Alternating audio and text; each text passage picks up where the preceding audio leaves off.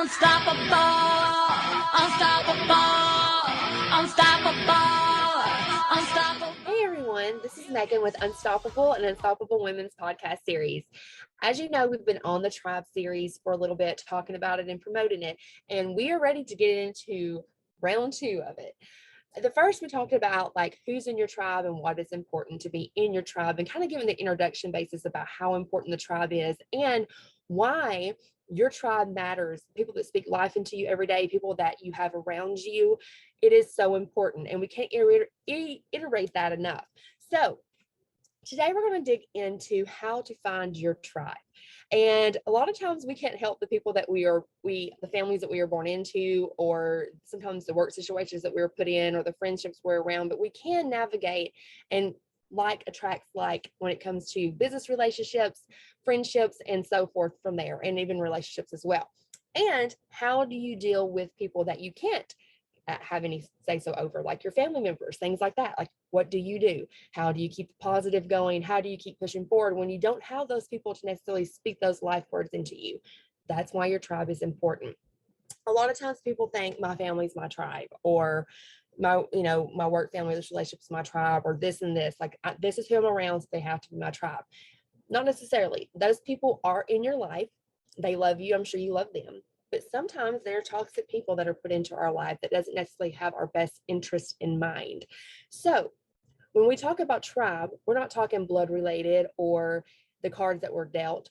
A lot of times our family is our tribe, but I've been blessed to have a very good tribe in my family. But I know some people aren't as lucky. So when some people talk about their tribe, they kind of pull back a little bit because they're like, man, my family abandoned me, or my family's toxic, or my family's negative. They don't believe in me and what I'm doing in the world, and things like that. Well, that's why picking your tribe is so important, because you get to choose who you listen to, who provides insight in your life, who speaks life words into you, and who you pour into as well. So when you're going in life, you first off have to decide what you like, what you want, and what you want to achieve. I always tell people all the time, if you don't know where to go and the direction to go, sit home when it's really quiet and it's just you, or anywhere quiet and it's just you, and you can really think about, what if today you had $10 million, or you just won that big lottery Powerball that they just had, right? What would you do different in your life? If money wasn't an option and you could walk away from your work, or you could walk away from the state that you lived in, what would you do? Would you stay at your job? Would you stay at your state? Would you stay where you currently are? Or would you just add value to what you're doing on top of what you're already doing? Or would you change everything completely? You need to decide that first to show you where your heart lies and what you would do if money or time or anything was not an option. So that's going to help direct you to really where your heart lies and what your true want is in life. I always tell people that I had this vision of unstoppable, but I didn't realize it was unstoppable. It was years and years of just kind of growing on something, knowing I was supposed to do something different, knowing that God put something on my heart, but not really knowing the direction. Until one morning I woke up and it was crystal clear as day. But I knew there was something more, so I kept searching and searching and searching until I finally found it. A lot of times it takes people a long time to really see what they want to do or where they want to go. And it's okay if you think you got it figured out and you don't, and you end up changing it. That happens with age and time sometimes as well. So what I always tell people to do is do that little exercise. And then the next exercise I have people do after they do that, if like money or time or the situation that they're currently in now wasn't an option, what would they be doing? That kind of gives them a little bit of direction. The second exercise, and we're digging right in here to save time, is to, and I'm not being negative here, but this really shows you your priorities here. If you had 1 month on this earth left, 1 month, okay, what would you do in that month? What would you cut ties of? What would you not tolerate? Who would you put up with? Who would you not put up with? And who would you spend your time with if you had 1 month? When you figure that out, go to your third exercise. Let's drop it down to 1 day. What if you had 1 day left on this earth? 1 day. Who would you spend time with? What would you cut ties with? What would you spend money on? Because I don't think it would even matter with 1 day. I think the question is, who would you be around? Who would you want to talk to last? And that is by far not to be negative. It's to really show things and put things in perspective in your life. So when I'm coaching clients or I'm talking to people, those are the first 3 things I ask them, because it kind of lets me kind of see where their heart is, and it kind of lets them see where their heart is. And it's a huge revelation. A lot of people don't even realize some of the things. Like when I did it, I was like, holy crap, what I thought mattered here didn't.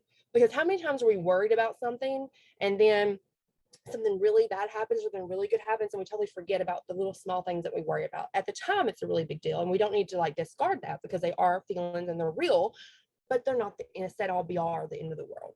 So after that exercise, you're going to see who's really valuable in your life, who isn't really valuable in your life, and what is time constraining you from being to where you want to be and what makes you happy. If you could change the world, what would you do? Now, that's another question to ask yourself. What would you do to change the world? What do you want your legacy to be one day? Because we are all walking billboards of ourselves, and we are all our own legacy. So that is really, really important when we're deciding who's our tribe. And you can sit there and say, oh, it's kind of cheesy, your tribe or this, because parents, the mom shirts, my tribe, I love my tribe, things like that. And I do, I love my tribe fiercely. But at the end of the day, if I didn't have the strong tribe of people that I've came to brought into my life, I probably wouldn't be doing the things that I'm doing, nor being as consistent and accountable for some of the things that I'm doing as well. Because my tribe that I have a lot of friends, I have a lot of acquaintances, like I said in the first tribe series video that we did. But I have a very, very small core in my tribe. And those people I can call. I'm a woman of faith. Again, I'm never going to push it on anybody, but I am. So I can call and ask them to pray with me. I can call and ask them to look at a situation to see if maybe I'm overreading it, underreading it. I can call them with an idea that doesn't seem too far out of the way. They're going to constantly and always believe in me and support me if they really think that's what I want to do. And that if it's going to better me and my family. They're not going to make me feel stupid. They're not going to make me feel like I'm less than anybody.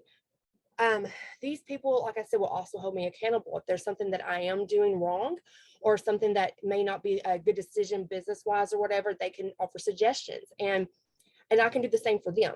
So not only can my tribe do that for me, I can do the same for them. And they know it's at a loving, caring place. Now, let me give you this little side note here. If you are in that place where you're offering a love, suggestions, or comments, please make sure it's a place out of love.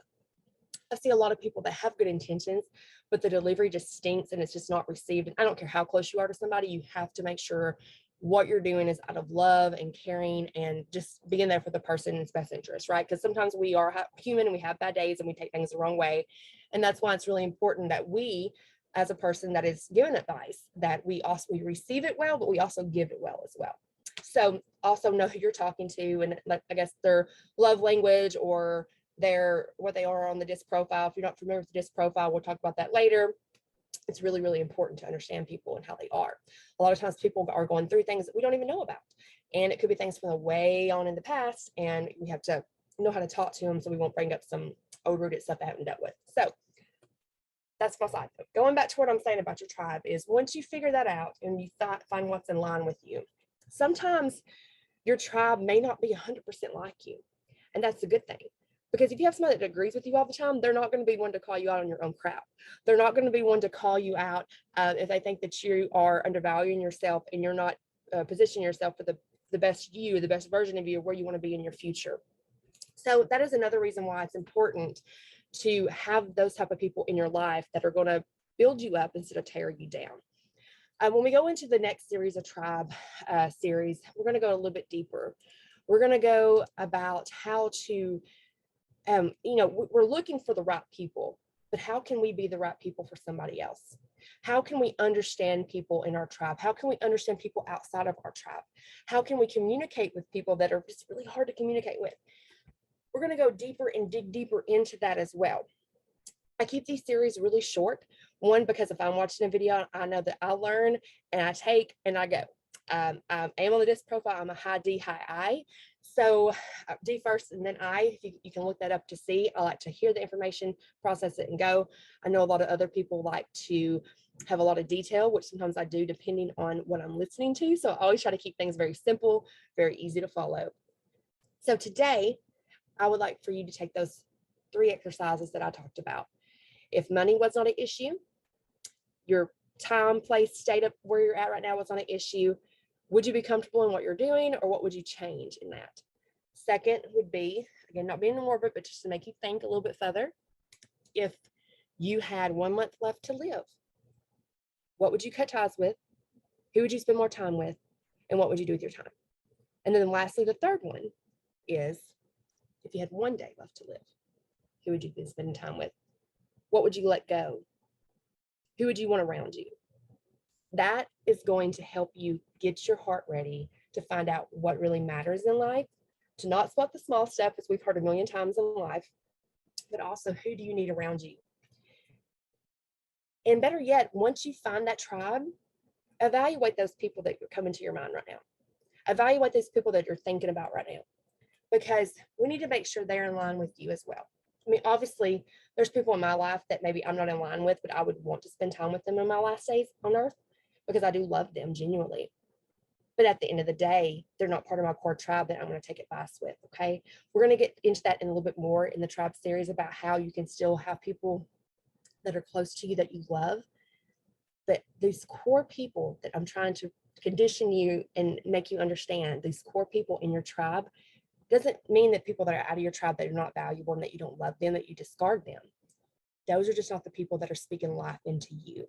These tribe people that we keep talking about in these series is the ones that you can speak life into them. They can speak life into you. You can coach each other and not be offended. And you know, without a doubt, their heart, their mind, everything is in line to make sure anything they tell you is to the best interest of you, and anything that you tell them is in the best interest of them. Stay tuned for the series 3. It's coming soon, but I want you to do those 3 evaluations and just really kind of get to the root of what's important to you, what should you let go, and who have you got in your tribe. Maybe somebody you need to bring in, maybe somebody you need to let go. Still love on them, but remove them from that circle. Evaluate that, and we'll talk more soon. Thanks for tuning in. I'm unstoppable, unstoppable, unstoppable.